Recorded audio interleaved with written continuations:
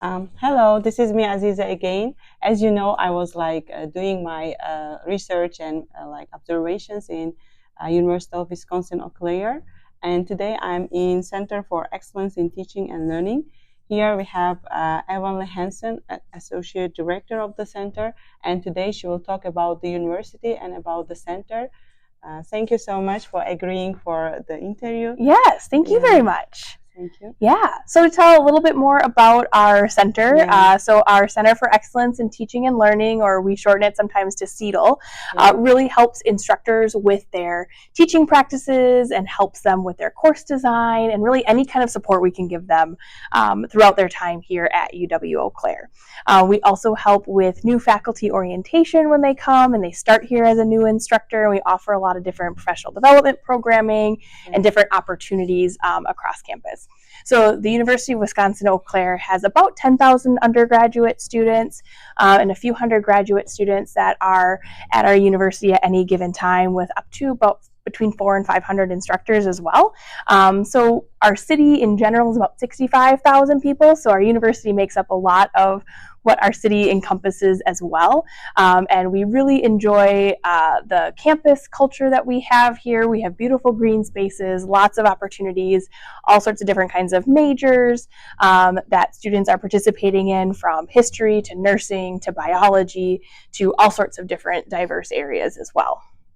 Thank you so much. So, what do you think about the university? Like, what kind of opportunities does it have for students and for teachers? Yeah, for students, there's so many different things. There are lots of clubs, organizations, support networks that students can join, studying abroad opportunities, getting involved in the community with service learning or community service aspects, so they can really create a lot of opportunities here at the university as well. For instructors here at the university too, we try to really be a hub and a center for the instructors to have a place where they can get support in their teaching and learning, but we also try to help connect instructors socially, even with other people that might have other interests with them, or give them recommendations about how to get connected with the community as well. Yeah, thank you so much. And also, I've been in your courses, some of your courses, certifications. Mm-hmm. Yeah.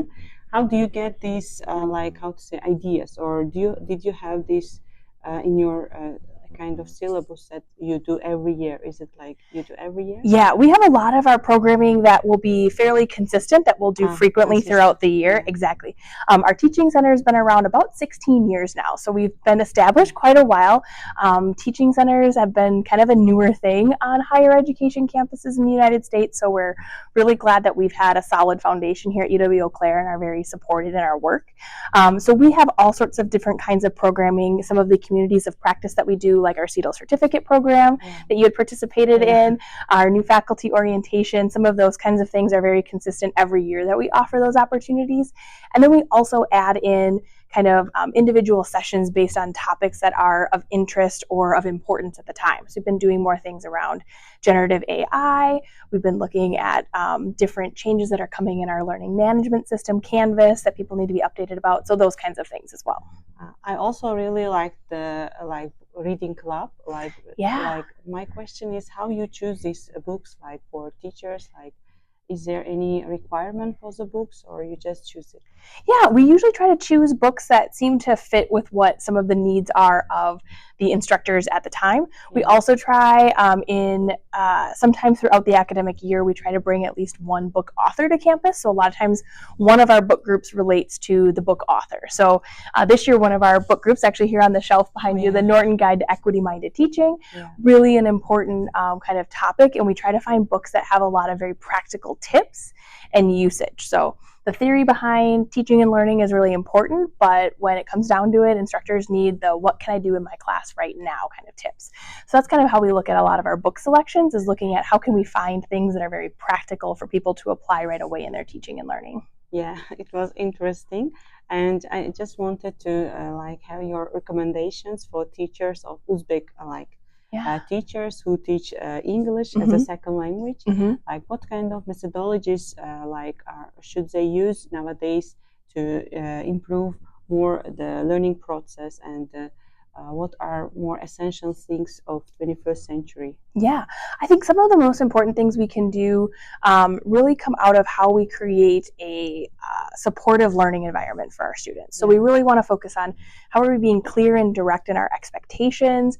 How are we giving students time to practice these new skills and understanding that it's going to be an evolution?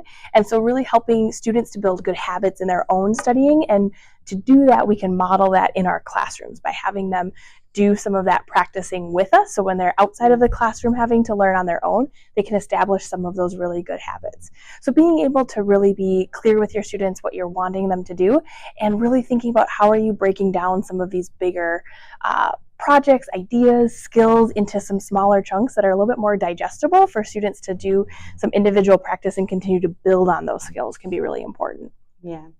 And last but not the least, like if you have any recommendation for students, like Uzbek students who are learning English for several years, and how can they improve their English, like especially when you are not in the native speakers like place. Yes, I think trying to find materials and resources that are in English, and just even if it's movies or videos, things you might already know the context of, and so you can use some of your own knowledge of what that video or article or something is supposed to be about to help you practice some of that language can be really helpful.